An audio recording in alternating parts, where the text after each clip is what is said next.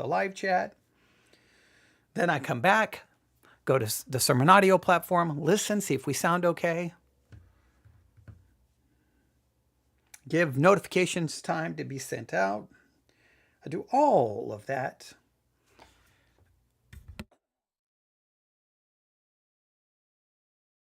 All right. Hopefully my voice holds up. All right, there's YouTube. And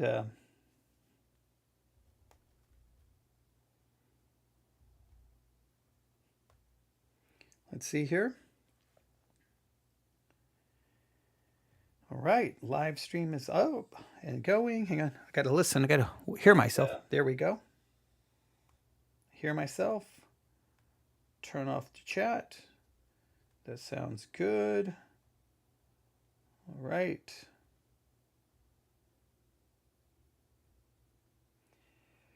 Thank you for tuning in. I always greatly appreciate it. It's always very nice of you to do that. I'm going to go to Sermon Audio here. Get to the webcast page if I can. There we are. How do we sound? Wait. Thank you for tuning in. All right, we got that. All right, we're good to go. Now let me go back to the original news article that sparked this discussion. All right. Here we go.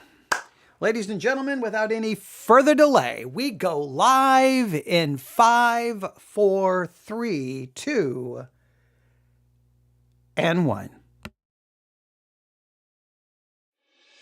Looking at our world from a theological perspective, this is the Theology Central Podcast, making theology central. Well, I'm sitting here looking at my notes. I'm sitting here looking at them, and I'm debating.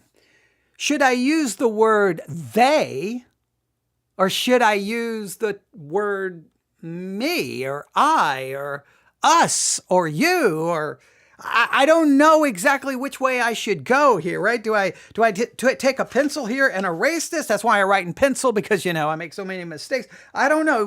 Which way should I go? I originally thought about using the word they, but I think I need to refer to myself. Right? I think I need to refer to myself here if I'm going to be truly honest. So I'm going to try to do it this way. I lift my hands. I close my eyes. I feel something swelling inside of me, inside of my heart, inside of my soul. I feel some type of connection. I feel a longing. I feel maybe what some people would call transcendence. But I'm not in church. Sometimes I'm in my car. Sometimes I'm sitting in this very room right over to my right. Sometimes I'm scrolling through a music streaming service. Sometimes I'm maybe sitting on this very floor in this very room crying with tears, flowing down my face. And the sound that's causing these emotions, the sound that is causing me to lift my hands and to close my eyes and to feel this swelling and this longing and this transcendence. And no matter where I'm at, the sound is, it's a love song. Maybe it's Teddy Swims. Maybe it's Benson Boone. Maybe it's Alex Warren.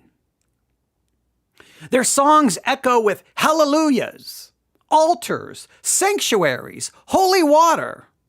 But none of them are writing worship music. Well, not officially, not theologically. And I'm not the only one feeling these things. I'm not the only one, I don't scroll through TikTok, but many are scrolling through TikTok hearing these artists, hearing these songs. Crying just like I may be emotionally moved by these songs as well. Millions of people are listening to them. And they're singing along as if they're in maybe a mega church on Sunday morning. This is what's being called secular praise music. It is a rising genre. I think we can almost classify it as a genre now. A rising genre of music that sounds like worship. It may even feel like worship. It may even move a person. It may even move you. It may move me like worship, but it doesn't preach God. It preaches longing. It preaches addiction. It preaches devotion. It preaches romantic salvation. Sometimes it's very honest about despair. And it's all wrapped in the language and in the structure of Christian praise. So today, in this episode, I'm going to try to ask, why is this kind of music exploding right now? What does it reveal about our culture? What does it reveal maybe about our theology? What does it reveal about our desire? And what should the church do with it?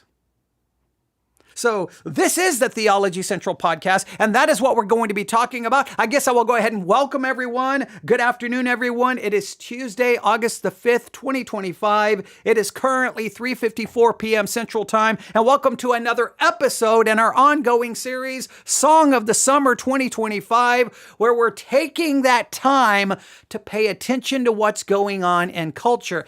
And in this particular case, I'm somewhat fascinated here because I'm going to be saying maybe all the things I have said in a lot of podcast episodes.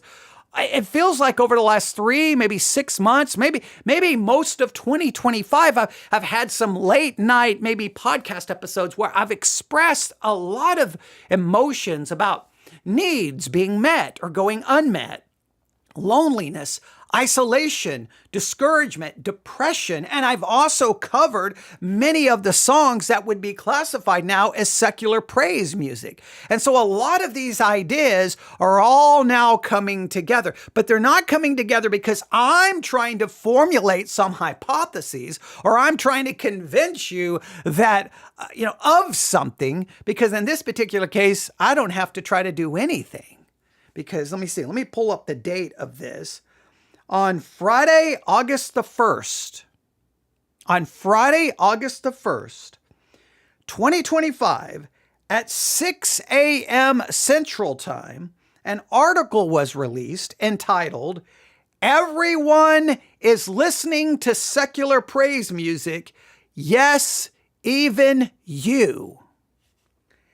And I was absolutely fascinated, not only by the title, but as I started reading the article, I'm like, for crying out loud, this is everything we've been talking about on this podcast for like 6 months. We've talked about it so many different times. We talked about Maslow's hierarchy of needs and what do you do when those needs aren't met and how the church typically tells you Jesus will satisfy everything. And then I've talked about some of those same things and reviewing some of the very artists that are being referred to as secular praise music. So I'm like, well, finally. See, I know sometimes people think, I'm just some, idiot with a microphone. I mean, there's a lot of truth to that.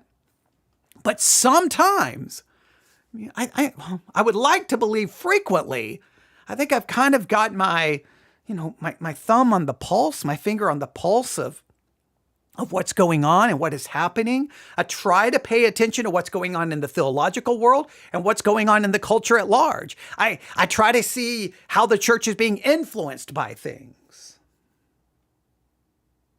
So I'm going to just briefly introduce this article. And so what I did is I debated with myself. I debated and even writing that opening line about, they raise their hands, but it's me, because all of these songs I have listened to over and over and over, and I have felt them. I have experienced the emotion that comes from them. So what? I mean, I could sit here and try to be all self-righteous and pious, like they listen to that, but no, it's me. So I'm gonna put myself right there that yes, I listen to secular praise music, and yes, I am moved by it, and yes, I am touched by it, and yes, I have found myself with tears pouring down my face singing it.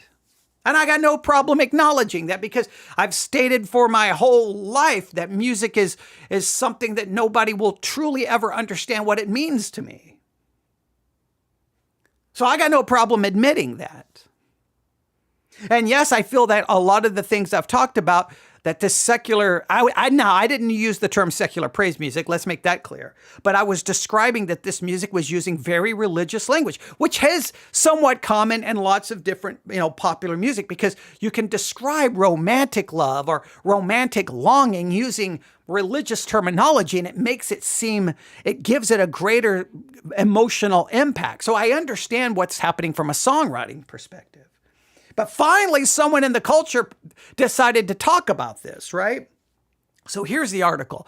Everyone is listening to secular praise music. Yes, even you. And what I was about to say, I know I cut myself off, is that I was going to just read this article and just kind of break down every line. But then I decided, no, what I'm going to do is I'm just going to kind of just read a little bit of this article, and then I'm just going to kind of cover everything in it in my own way, all right? In my own way, instead of just boring you with every line in the article. You can, again, find the article. You should be able to do a Google search. Everyone is listening to secular praise music. Yes, even you.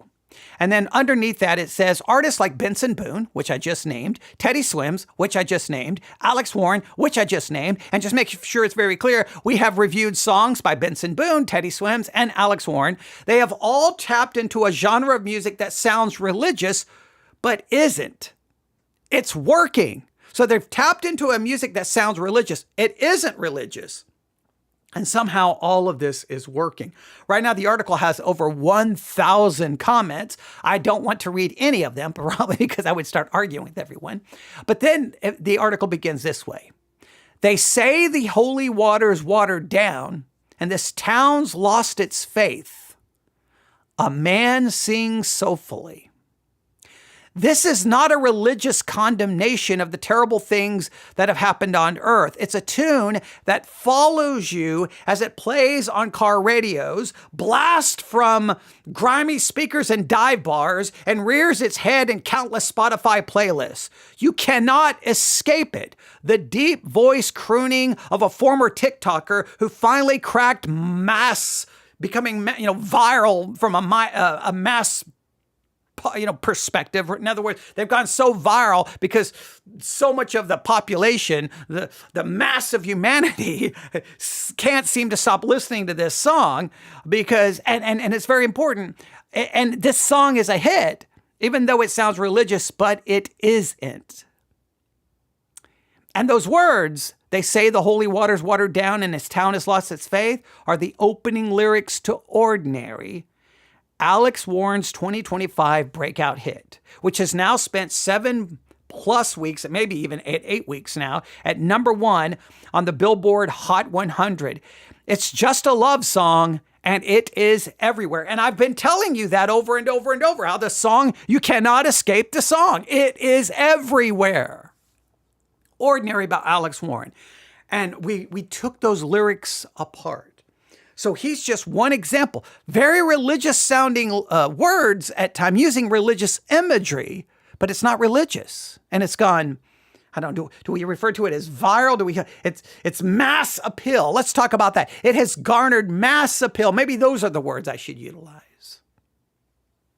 Now I could read more of the article. It goes on forever, okay? The article is long. So instead of just reading through each paragraph, I decided, no, let's just break this all down and let's try to see and let's try to discover, let's try to understand the rise of secular praise music. Let's do that. The rise of secular praise music.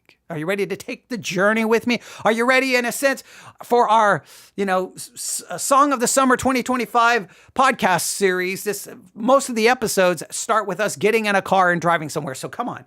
I know it's a hot August day here in West Texas. We'll crank up the AC. We'll take us, an afternoon drive. The late night drives are better, but an afternoon drive. And let's try to figure out, how did secular music become now gone so viral that it's everywhere? And did you even realize you were listening to secular praise music? So let's begin at maybe the simplest level, right? Let's begin, I guess we'll start here. What are we calling secular praise music? Let's kind of start there. Well, let's begin at that level, trying to figure out what are we calling secular praise music. Let's just kind of try to understand it, all right? When we say secular praise music, we are saying, or I am, let me state it that way. I shouldn't say we, all right? So whenever I refer to something as secular praise music, what am I referring to? Maybe I should state it that way, right? I am referring to music that sounds like worship, maybe feels like worship, but it isn't. It seems to be borrowing the structure, borrowing the language, borrowing the emotional momentum, and maybe even kind of the experiential texture from church music, but the devotion is never aimed at God. So when we talk about secular praise music, we're talking about music that seems to feel like worship, but it is not. But it seems to be borrowing the structure, borrowing the language, borrowing the emotion, the emotional momentum, and it seems to be borrowing the experiential texture from church music, but the devotion is not aimed at God. It is not. It is aimed at someone. Now, I know immediately some of you Christians are going to, oh, this is so bad. This is so wrong. This is so bad. Just take a deep breath. Let me work through it, okay? I know your first reaction as a Christian is to light a torch, grab some rocks, burn some witches, hang some witches, burn some books, burn some out. I know that's the Christian's first initiative. Burn, condemn. I know that's what we do. We it's just like it's in the DNA of, I'm a Christian. Now I must burn. I must censor. I must condemn. Okay, just take a deep breath. Put the rocks down. Come on, put the rocks down. Come on. You don't need to light the torch yet. Okay, just take a deep breath. All right? I know secular praise music, you're already getting worried. I just take a deep breath, okay? All right? So that's so let me try to define it again. It's music that sounds like worship, but it is not. It feels like worship, but it isn't. It borrows the structure, language, emotional momentum, and experiential texture from church music, but the devotion is not aimed at God. Even if it's using very religious language, it's not aimed at God. Here's kind of what makes it distinctive. It has some sonic cues. Tends to have reverb, heavy production, choir-like harmony, build and release emotional arcs in the song, kind of build and release. It's singable refrains. It feels very much like a contemporary worship song. Reverb, heavy production, choir-like harmony, build and release emotional arcs, and singable refrains. I mean, come on, that sounds very much like contemporary worship music. The way the lyrics kind of work, I guess is the better way to say this, it will talk about angels and prayers and altars and redemption and surrender and even hallelujahs, but it is addressed not to God, it is addressed to someone else, a lover, a woman, a feeling. It has some kind of emotional resonance, right? The listeners feel something spiritual, even though the words speak of relationship or addiction. It's talking about being addicted to this relationship, this person. So it's almost like you're feeling something spiritual, but you're feeling something spiritual in connection to this desire, this need, this person, this lover, this woman, whomever they may be.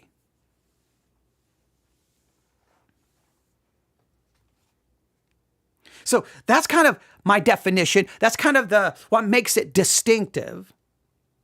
Now, let's just consider something, right? Let's take Ordinary by Alex Warren. At your altar I will pray, you're the sculptor, I'm the clay. This song clearly uses worship language, but it's clearly not about God. In his case, I believe it's about his wife, but whomever it's about a person. It's not God. And it has spent 7, maybe even 8 weeks at number 1 on the Billboard Hot 100. It may be at 8 weeks now that it's been number 1. I'd have to look. And it was number 1 for a long time. Then it left for like a week or 2 and it came right back. And I think it's been number 1. I mean, there's no way to get around it. We're in August of 2025. Ordinary by Alex Warren is the song of the summer. There's just no way to get around it. That is your song of this summer. From a pure chart perspective.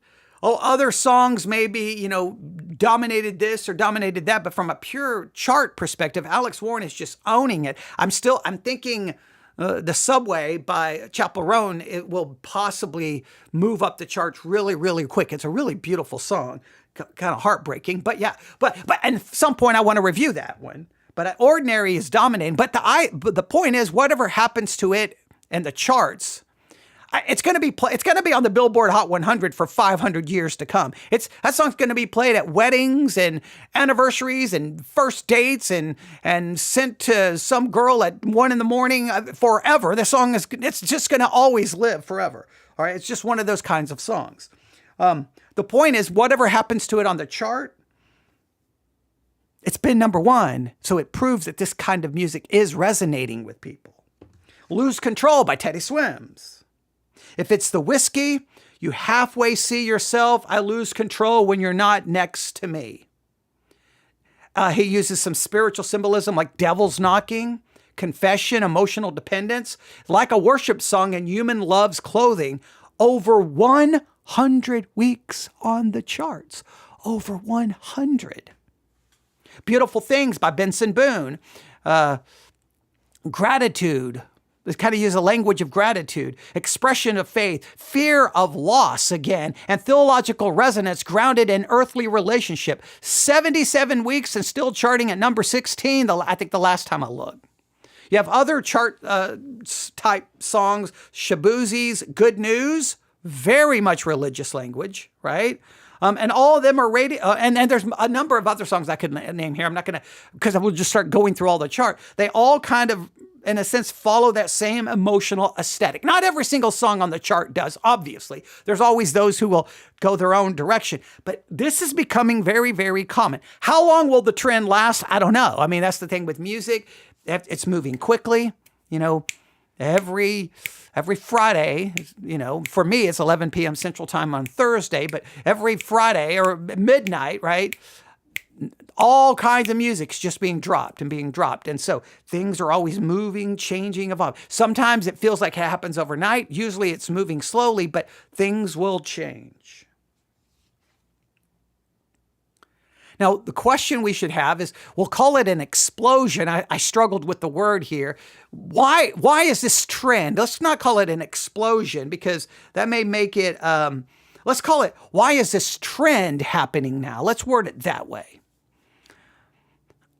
I think some music producers, cultural thinkers. Now, I'm not going to put myself as a cultural thinker. I think I was there. I think I identified this, and way back. We've been talking about all the things I think led to this for a while now, right? So sometimes what I love about the podcast, some people catch on, some people don't. It's usually sometimes you'll see kind of a thread and how this links to this and this puts together here. And sometimes you can see how things are fitting together. Some people don't. But so I won't put myself in this group of cultural thinkers, but music producers and cultural thinkers seem to be pointing to a couple of forces that they think can explain the rise of secular praise music. Some say streaming and social media demands quick emotional payoffs, reverb, longing, big choruses that feel communal. I don't know about that. I don't think it has anything to do with streaming. I don't think it has anything to do with social media. People have always been drawn to a little bit of reverb and music about longing and big choruses that feel communal. I mean, I could pull up, what is this song by Foreigner? Hang on. I'm going to just pull from old school music here, because, a lot of people who listen to this are older. Is it Waiting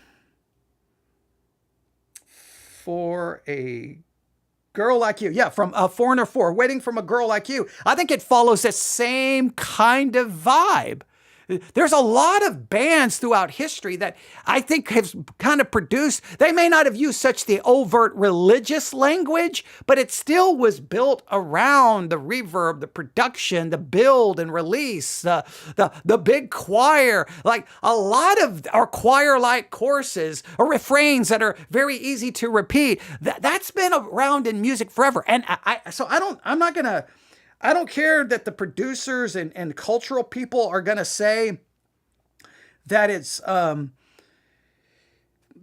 due to streaming and social media. No, I'm gonna disagree. I think here's the thing, and I've been trying to point this out for a while.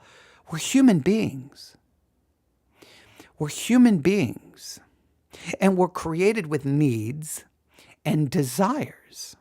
Maslow's hierarchy of needs. And there are people out there longing, desiring, needing.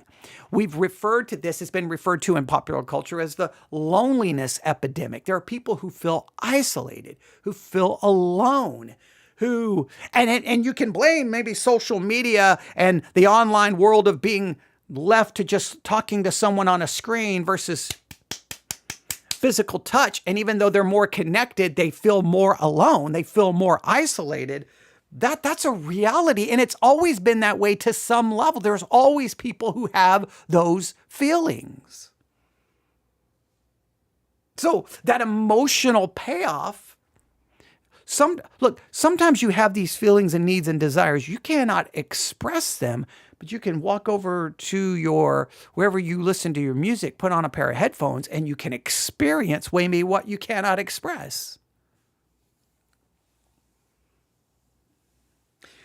Now, the so-called experts did go on to say, we're living in a time of disconnection and disillusionment where people want something real, even if it's not sacred. Yeah, there's people who feel disconnected, and there's always disillusionment. There's always, in every age, there's disillusionment. The kids in the 60s were disillusioned. The kids in the 70s, there's always disillusionment because you look at this world, especially when you're 16, 17, 18, just like where music, most people connect to music. Between maybe 14 to 23, there's always that weird thing, you turn 24 and people just stop listening to music. I don't get what happens to people, but all right. But if you really love music, it's during that time where you're feeling all of these emotions, and sometimes you feel disillusioned. I would think that if older adults, I think that return to music, they sometimes return to music because they all have experienced a disillusionment in life. But everyone can look around going, this is not what I want. This is not what I need. This is not what I desire. But this song captures the emotion that maybe I can't even express. The music producers and the cultural thinkers go on to say church music long held this aesthetic, easy rhythms, accessible chords, sing-along lyrics, and now secular artists are tapping into the same formula and it works. Now, I struggle with that. I disagree. I am in complete disagreement with this. Popular music has always held this aesthetic. Easy rhythms, that's always been the case in popular music. Accessible chords, give me a break. Popular music is known for accessible chords. It's when you branch out into other genres where things maybe get more technical or more complicated in music. Sing-along lyrics? You can go back to the Beatles. I want to hold your hand. I mean, give me a break. Elvis Presley. I mean, sing-along lyrics is the hallmark of popular music. So now secular artists are tapping into the same formula? No, the church tapped into the same formula. So I'm already strongly disagreeing with what some of these experts are saying. It just makes no sense from musical historical perspective. The church tapped into it. And they turned this formula into love songs about God. Remember in the 90s, that was the big criticism of popular worship music is, are you singing about God or are you singing about your girlfriend? And sometimes you couldn't tell the difference other than if they happened to throw in the word Jesus. Or in their video, they would just point to the sky and they meant Jesus, even though your song could be given to any girl and she wouldn't know the difference. I think the only thing that changed is here's what I think this is what I'm going to argue. The church borrowed the musical structure and applied it to God. Secular artist has borrowed the language of the church, the theological language of the church, and applied it to their music. The secular world had the musical structure. The church borrowed it and used that musical structure to supposedly sing to God. In many cases, they borrowed the vague love type language from the world. The only thing that's changed is the world's like, okay, this is the same musical structure we've always used, but look at the church. They have all of these language about holy water and altars and sanctuaries and salvation. And we can take that and make it about her. And that takes my love letter, my love song, and raises it to a different level, because now she's just not the wind beneath my wings. She's not just the one that makes my heart flutter. Now she's my salvation. She's my sanctuary. She's my refuge. Now you can take it and it even has greater weight. So I disagree with the so-called experts here. No, the popular music, and I think I can prove it. If I had the ability to play music, I would just go live right now and say, okay, let's start with, we could go all the way, Elvis, I'll just name popular artists. We could go to Elvis Presley. We could go to the Beatles. Now, the Beatles became more experimental as they moved forward and became more complicated, yes. But you can take some of their early stuff and we could just go from artist after all. How many of those 50s doo-wop songs were as simple could be? I mean, come on now, right? No, the church borrowed. Now, here's the question. So why did these songs feel like worship, sound like worship, but aren't worship? I think I just kind of already answered that question. And what does it mean that our deepest spiritual modes are now being activated by horizontal longing, not vertical devotion? Now, I think that's a good question. What does it mean when I say, I'm just going to put mine. I'll just speak to myself. What does it mean when my deepest spiritual mode is being activated by horizontal longing and not vertical devotion? All right, so we've tried to look at the historical and cultural logic that has brought us to this point. We've tried to talk about how worship aesthetic became pop culture and what this maybe reveals about our time in which we live right now.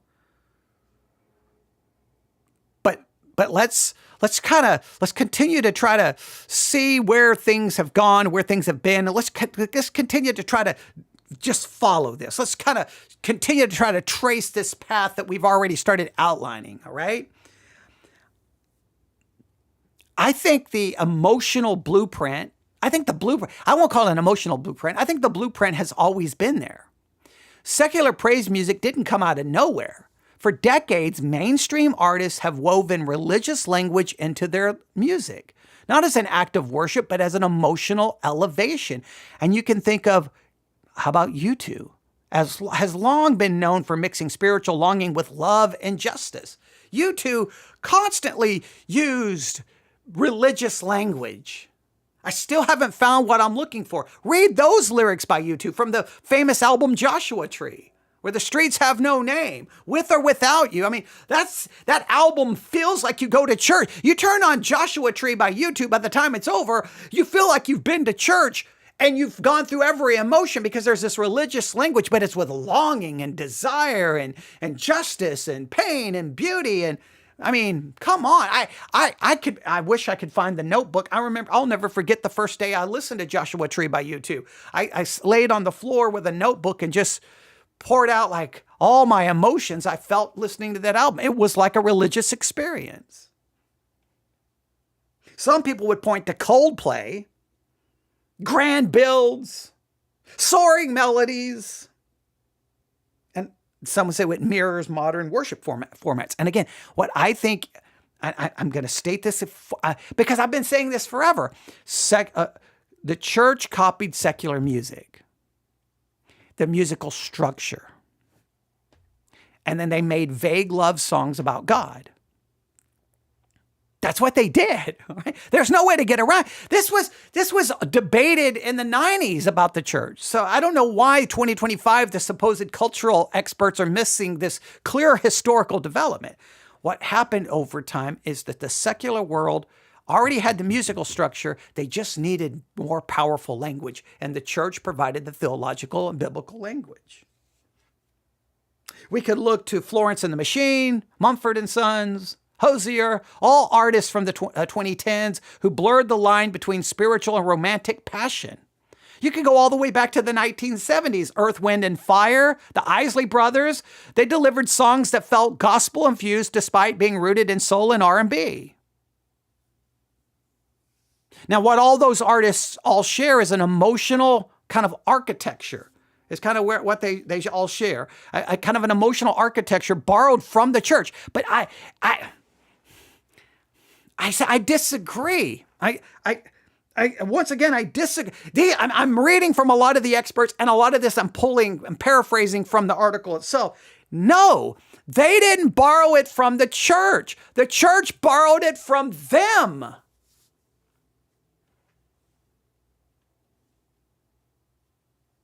Slow intros, lyrical longing, swelling crescendos, euphoric choruses.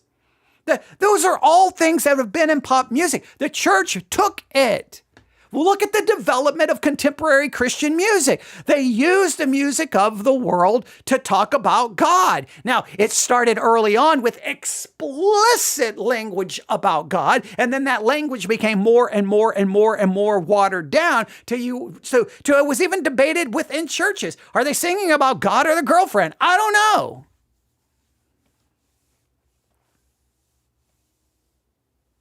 Secular praise music. Now, I'm going to ignore the experts. Secular music or secular praise music simply said, okay, we've got the music.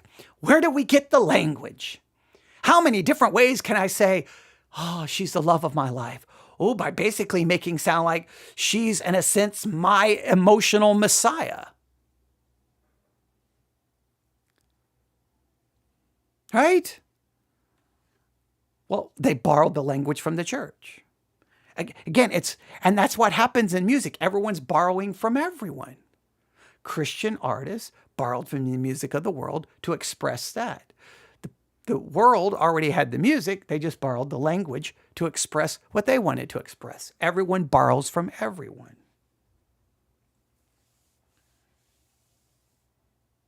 Now, the experts say, so we could talk about the emotional blueprint. The emotional blueprint musically has always been there. What was missing was the theological language. Because there would have been a time, if you go back in the 50s, 60s, 70s, 80s, if some of those secular artists would have tried to borrow from some of that religious language, they would have been immediately, for any artist who attempted to do it, usually got in trouble. U2 was able to do it in such a way that they didn't get in trouble. But there were clearly artists that borrowed from kind of godlike language and theological language and would get themselves in trouble. What changed is now nobody really, Ordinary by Alex Warren is not seen as controversial, even though it talks about holy water and all of the different religious language. Now, the experts point to the streaming era changed everything. In the age of radio, you had to compete for airtime. But in the age of Spotify algorithms and TikTok, what wins isn't just lyrical genius, it's emotional immediacy. Now, I'm going to disagree with the experts again. In the age of radio, it wasn't lyrical genius that won, it was emotional immediacy that won. It's always been that way. Some of those early Beatles songs, some of Elvis Presley songs, was it because they were lyrical geniuses? Now, as the Beatles developed and turned into the Beatles, then yeah, you could be like, obviously there was some genius, they changed pop music. But I mean, look at the things that have dominated radio and the charts. It's never been lyrical genius. Oh, sometimes that it is, but sometimes it's simplicity that wins out. Sometimes it's what there's an emotional connection, or let's just be honest, it has a good beat and you can dance to it. So the experts say, well, today producers craft songs with slow, spacious intros so that people lean in. Are you telling me that didn't happen in the past? They build and release dynamics like a worship bridge. Now, where do you think the worship bridge came from? They borrowed it from secular music. Cathartic hooks that make the listener feel something worth repeating. Yeah. Was it Blues Traveler? I think, was it Blues Traveler? Was it in the 90s? Oh, what was their song? The whole song mocked the idea that it's just the hook. It's just the hook. If the song has the hook, everyone's going to love it. Oh, I got to find that Blues Traveler song. I don't have time to go chase it down, but that I could read the lyrics to it. So even in the 90s, everyone always knew it's the hook, it's the refrain, it's how easy it is to be repeated. Does it have an anthem? Artists have been doing this forever. One producer stated, and I quote, "Songs must grab the listener's attention quickly and deliver a strong emotional payoff to keep them engaged." That's always been the case. And it says in that landscape, worship music structure wins. No. That structure has always won. Worship music just copied it. So the worship structure, the musical structure wins. And the musical structure always wins. Look at what dominates the charts. I mean, this is not even worth debating. When people debate about me with music, I just lose my mind because we've got the entire history of recorded music available to us, right? I can pull up any chart and say, I can ask AI for the chart for a specific date. Like, here's the Billboard 100 for that day. Look at the songs. They follow this structure. And the church borrowed the structure with the rise of CCM and then what became praise and worship. They borrowed the musical structure.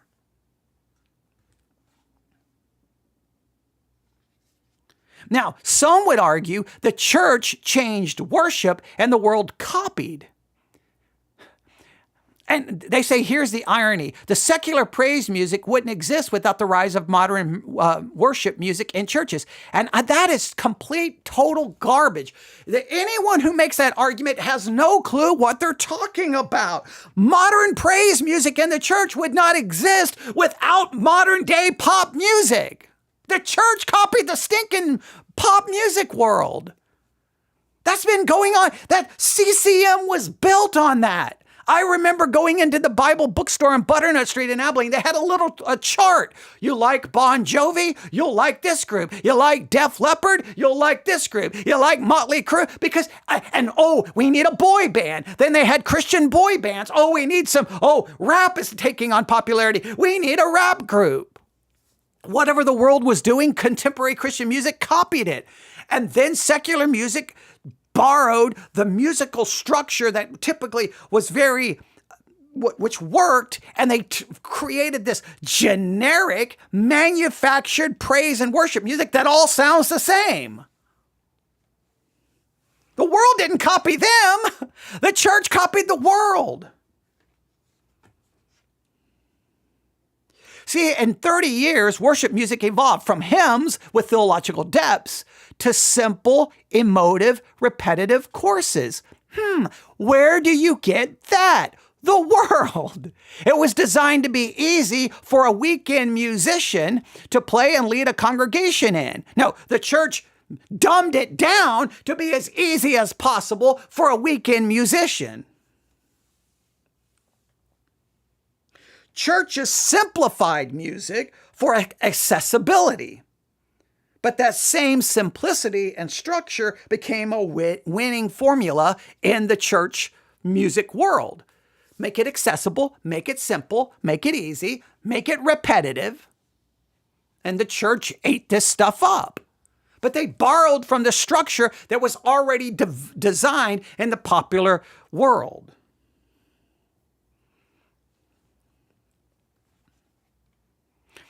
as they quoted a Christian artist in the Yahoo article, and it said this, or the Christian musician said this, and I quote, "Labels are desperate for community because selling community is the only way they make money now. They see the connection people have in church and copy the sound, the feeling, and sometimes even the aesthetic." This is like a complete revisionist view of history. No, you stinking people in the stinking church copied the stinking world's music, and you copied the aesthetic from your stage presentation to your stage lighting to your stinking smoke machine. You copied the stinking world. Oh, give me a break. You're out of here. Has the church been hit in the head too many times? You've been eating paint chips? What's going on? And the article tried to argue that secular music began mimicking worship. No. The church mimicked the world's music and turned it into what they called worship to worship God with. The only thing that's changed is the secular artist has borrowed the language of the church's religious language and used it to talk about girls and lovers and longing and need and devotion and desire.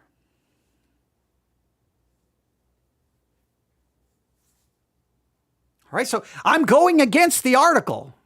All right, 1,000%. I lived through all of this. I'll never forget. I wasn't even a Christian yet. And I was sitting in church. Now, typically, the very few times I ended up having to go to church when I was young, I always had a Walkman on, and I usually had my headphones on and not listening to anything. But they pulled out like a boom box, to use that term. They brought out something to play music on, and they had a kind of some kind of whiteboard there with the lyrics written down. I didn't know what was going on. They got ready to play a song, and they played the song. And so, man, I took off it's music. And they played this like contemporary sounding song, and they had the lyrics there. And the argument, they asked everyone in the church, this is like early 80s. And they were like, so what does everyone think? Is this about God? Because it was like a contemporary Christian music song. It sounded very much like pop music. But the lyrics, there was a debate. Well, I don't really think that that's Christian, or I don't know. It's not explicit enough.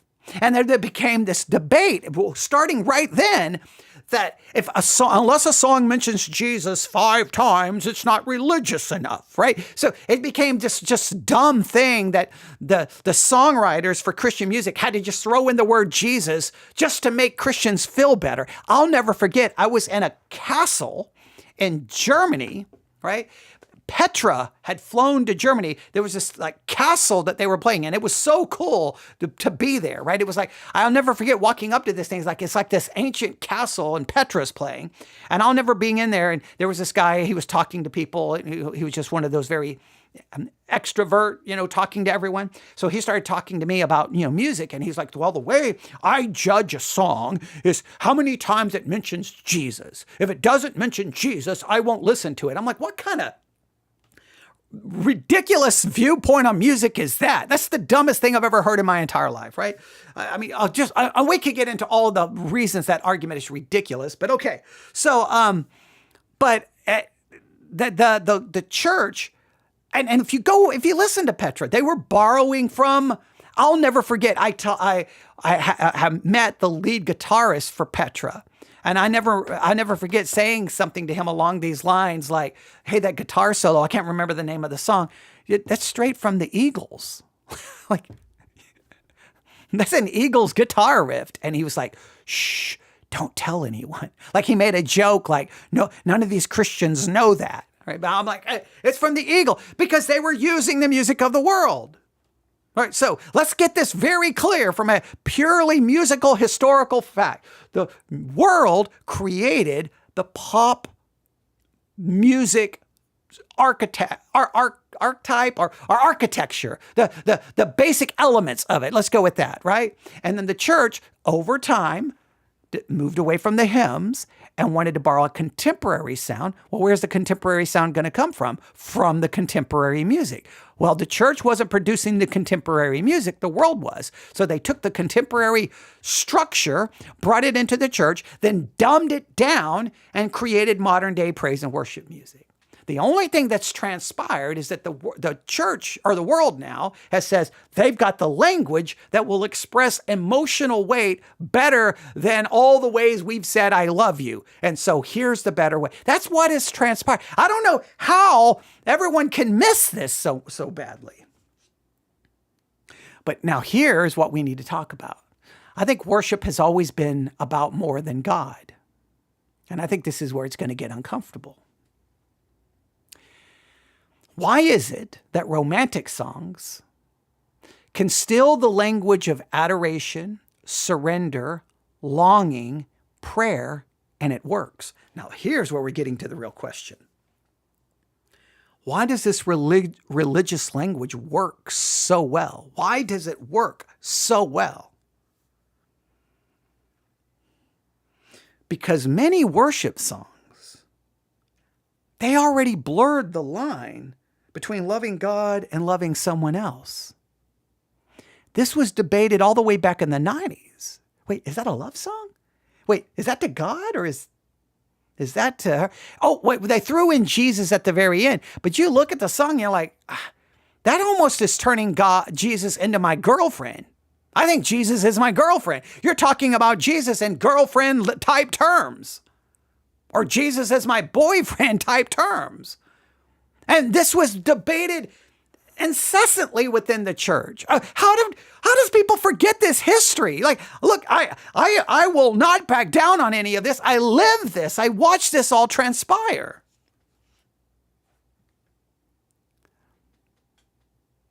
If I told you these were lines from a worship song, would you question them? Now, this is crazy. I'll never forget sitting in Twin Cities Baptist Church in Papillion, Nebraska.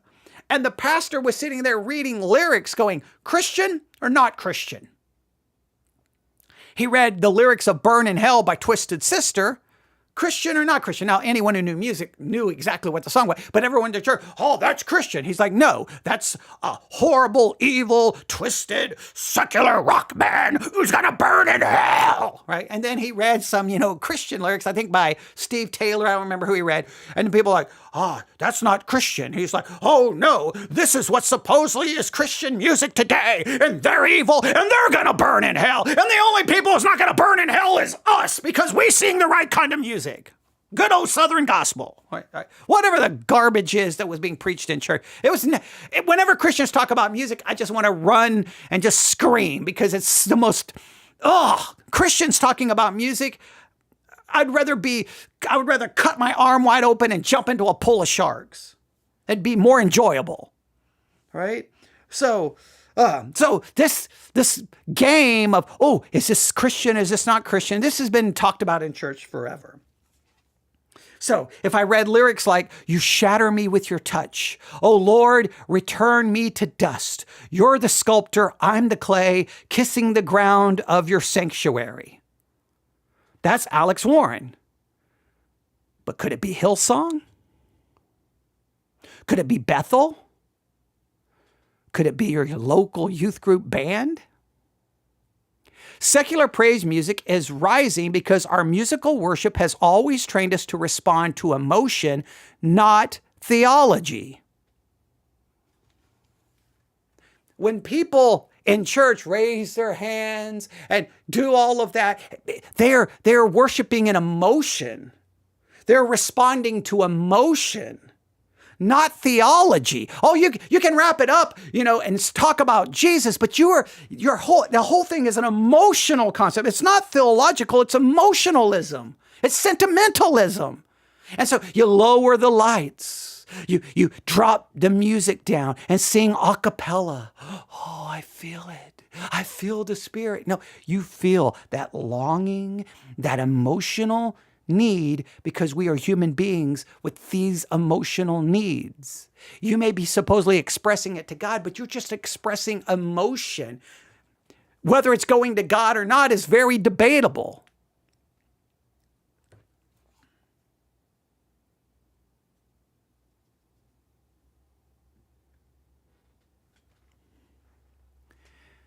So in a roundabout way, secular artists are simply doing what the church has done. They're using the same religious language, using the exact same musical structure that the church stole, and they're just aiming at human love and not divine glory. But I don't know if the church was ever singing about divine glory either. I think it's just human beings expressing need, longing, desire. And whether you wrap it up in theological language or whether you wrap it up in sensual erotica language, you're still expressing the same deep, heartfelt desire and need that's inside every human being. The desire to be seen, to be known, to be touched, to be loved, to be understood, to have pleasure.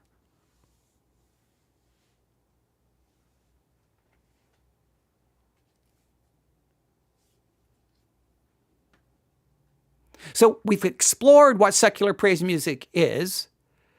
We've explained how it rose to cultural dominance. We've fixed the misunderstanding that many of the experts are saying about it. But now we kind of have to ask maybe a deeper question. What are we worshiping when we sing songs like these? I would argue, what are we worshiping when we sing praise and worship songs from Hillsong or Bethel? You're going to say, Jesus, man, you're worshiping emotion. You're just expressing emotion. You're saying it's directed towards God, but it's more about worshiping emotion, worshiping feeling, worshiping an experience. So what does devotion mean in a world where the lyric structure and emotional power of worship have been transferred from the sanctuary to the stage of pop music? I will argue the same question about what does devotion mean in a world where the lyric structure and emotional power of worship have been transferred from the sanctuary to the stage of pop music. I'm going to argue, no. Where lyric structure, emotional power has been transferred from pop radio to the sanctuary. The church, we could reverse this. The church stole this structure and started making it about Jesus, but I don't think it was ever about Jesus. The world now comes along and says, we've already got the musical structure. We're going to borrow that language and we're going to make it about a girl. I don't think anyone's ever, on either side, the rise of secular praise music, it started in the church. Because they turned Jesus into a boyfriend or a girlfriend. So do we need to reclaim the word devotion? Do we understand what its redirection tells us about our desire, our theology, and our human heart? So if we return to maybe one of the current anthems, Justin Bieber's Devotion, all right? That's from his 2025, it's called Swag, the surprise album that dropped. Is it a love song? Is it tender? Is it vulnerable? Is it sweet in places? I think it's a love song. It's tender. It's vulnerable. But listen to the language. If you call out to me, I'll swing, leave the door open for me. I'd rather take the long way home, stay up late, and watch your favorite show. I promise to take my time giving you devotion.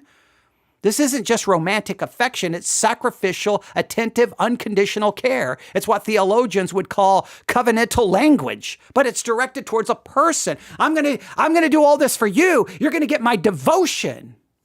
We reviewed that song. If we look at Benson Boone's Beautiful Things, he sings about fearing the loss of good gifts he has, gifts he attributes to a higher power. Or if we look at Alex Warren's Ordinary, where he declares, at your altar I will pray, you're the sculptor, I'm the clay. These are expressions of worship, and that raises a theological question or maybe a theological problem.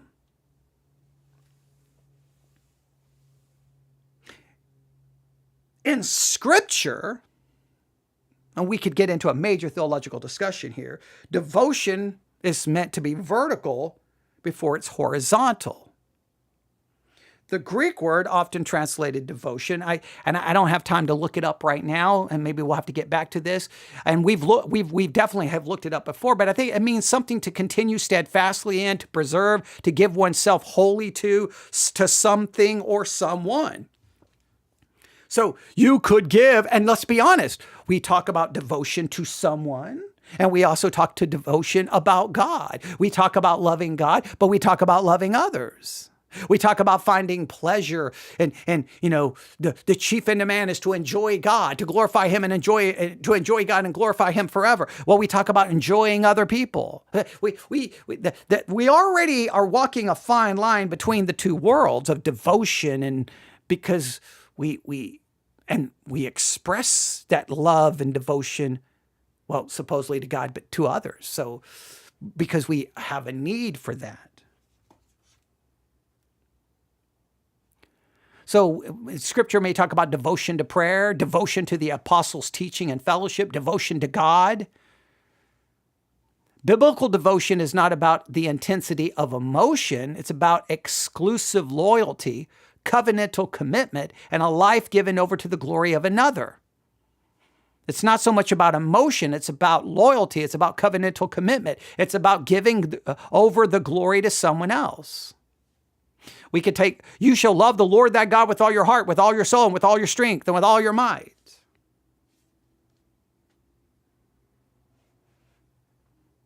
Now, this is where the tension kind of begins to develop. We are relational creatures. We long, we need intimacy. We long, we need love. We need belonging. We need to be known, to be heard, to be seen, not to be locked away to slowly rot and die.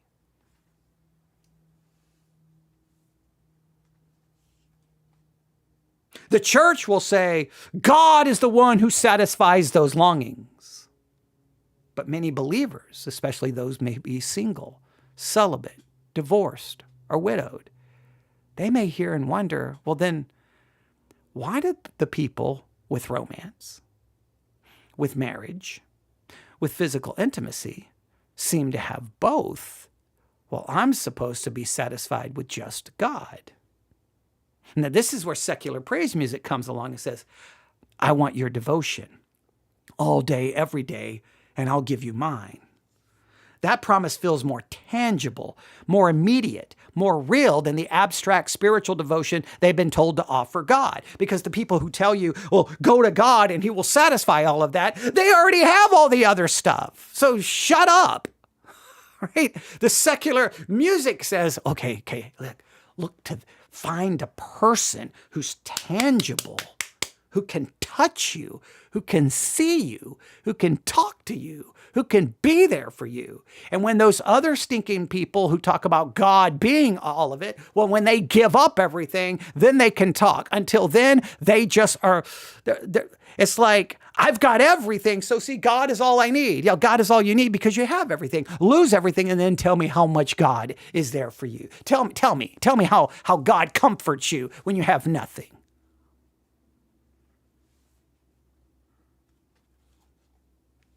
And it's typically, again, the people who have everything who will say, don't worry, you've got Jesus. While they go home to warm beds, shared lives, and someone to sit beside them in silence, someone to hold them, someone to lay down beside them. And this creates an existential dissonance.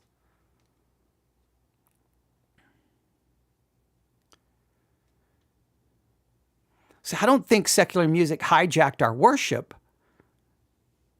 I think it exposed something.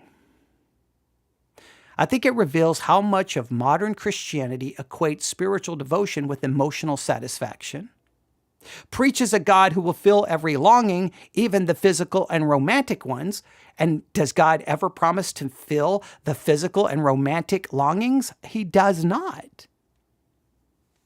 I think Christianity glosses over the real cost of loneliness, the real cost of longing, and how it's emotional and psychologically and physically devastating to human beings. So what happens when God doesn't satisfy? People will go looking for music that feels like worship and fills the space between I think I'll say it this way, and fills the space better than songs about Jesus ever did. Because you can say, act like Jesus is your boyfriend, but at some point, you're going to be in that room alone at night, and you're going to be like, well, Jesus is my boyfriend, but this is not working. Oh, but if I turn on a secular praise song, I can definitely think about a person. And maybe I can't touch, but the song will help me touch. Because I can relate to that kind of longing, that kind of need, and that kind of desire.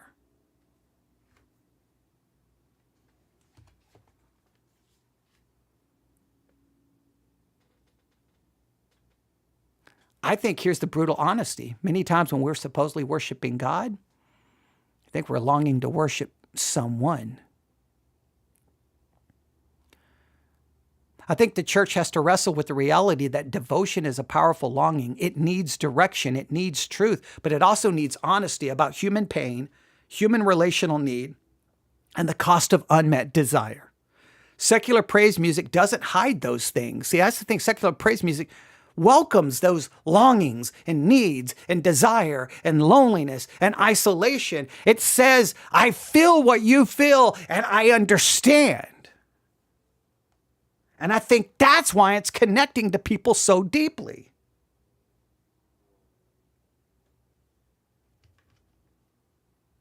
So what should we do? Because this isn't just a musical trend. I think it's a mirror. I think it's revealing what people want, what they feel, and what they're missing. And maybe, just maybe, it's revealing something about me and maybe about you. So what can we do? Well, I think we begin with confession, not condemnation. Before we rush to label these songs idolatry or dismiss them as emotionalism, the church needs to stop and ask, why are people turning to this music to find what they aren't finding in our own worship spaces? What if the emotional intensity, relational honesty, and yearning found in songs like Ordinary Devotion or When Doves Cry, even going back to Prince, are things the church once offered but no longer knows how to offer it anymore?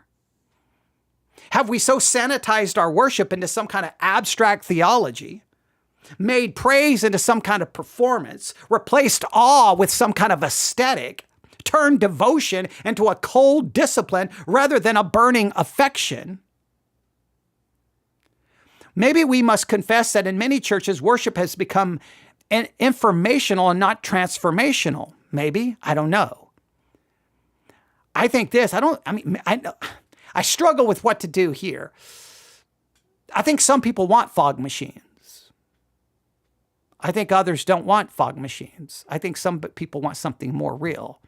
Some people want slogans. I think some of us don't want slogans. We want some kind of contact with our actual self. I think if we're honest, the church has often responded to deep human need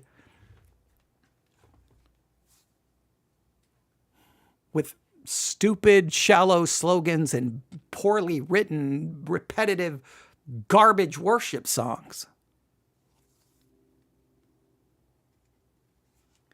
I think we must recover and teach a biblical theology.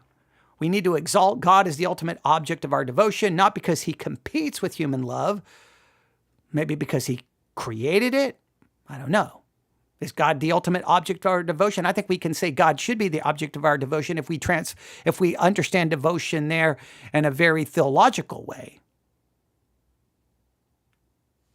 But I think we have to make room for the complexity of human longing. The Psalms are full of cries of loneliness, of desire, of abandonment, of deep emotional yearning.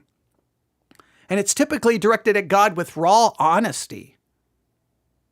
The Song of Songs shows romantic and sexual passion as a divine gift, not an enemy of the faith. Jesus wept, he groaned, he called out, he longed for companionship. He understood the ache of the human heart in his humanity. So we need to preach, we need to sing, we need to pray, but with that same honesty. Otherwise, people will keep turning to songs on the Billboard Hot 100 instead of the songs in the hymnal. I think we have to acknowledge the pain of disparity, right? The people who often preach God is enough are the same people who go home to marriages, families, and romantic devotion. And if we don't confront this, if we don't weep with the single, if we don't weep with those who have to be celibate or are lonely, If we don't weep with those who are rejected, then we're offering them a disembodied theology that is cruel. When you tell someone your devotion should be for God alone, but they've never had someone hold their hand, sing to them, wait for them at the door, or whisper their name with longing, well, what are they going to do? Well, you know what they're going to do? They're going to hear someone like Justin Bieber sing, "If you call out to me, I'll swing, leave the door open for me." It doesn't feel like sin. It feels like salvation. We must offer a vision of Christ that is not abstractly glorious, but personally present. Devotion must not only be true, it must feel real.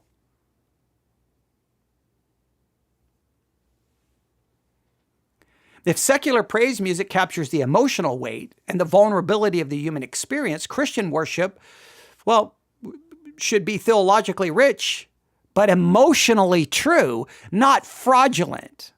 Lyrics should exalt God, but should express the longing of the people.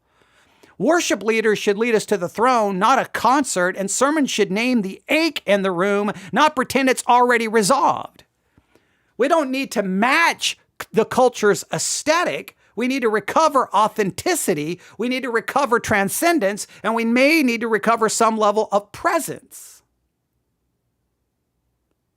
Secular praise music isn't rising because people are starved for something sacred. Not church, not religion, not performance. They're starved for devotion that feels like love, worship that feels like surrender, and lyrics that sound like they were written by someone who knows what it means to bleed and to weep and to hope and to long for and to be alone. What if we stopped fighting the culture and instead started singing better songs? Not a cleaner song, not a safer song, but a truer song. One that can name the ache, meet people in the subway of their suffering, and sing of a God who got away from heaven to get close to us.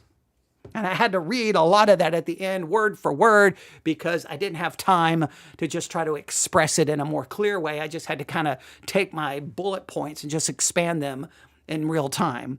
I didn't have a chance to work through everything there, because we're already at 69 minutes. The rise of secular praise music.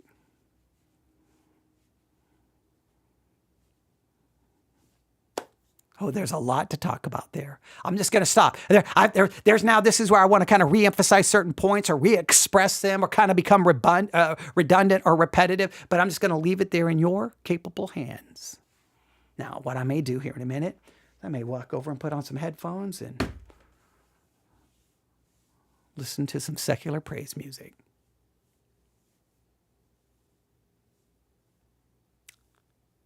God bless.